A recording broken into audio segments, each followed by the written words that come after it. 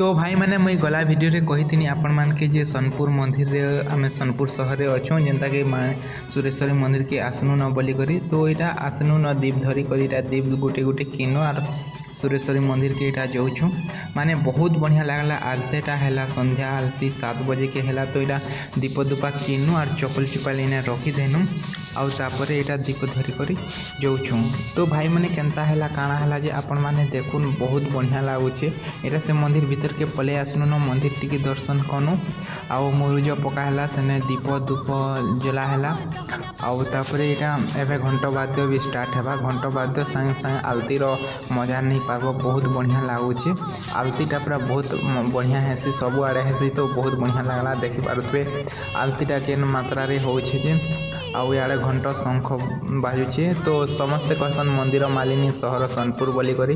तो यहाँ आलतीटा सरला के इरा समस्ते आम आलती माखनु आउ पले आसनु आमर जाके। तो आज वीडियो एतकी रोचे भल लगला बेले लाइक शेयर कमेंट करे रोचे जय माँ समलेई।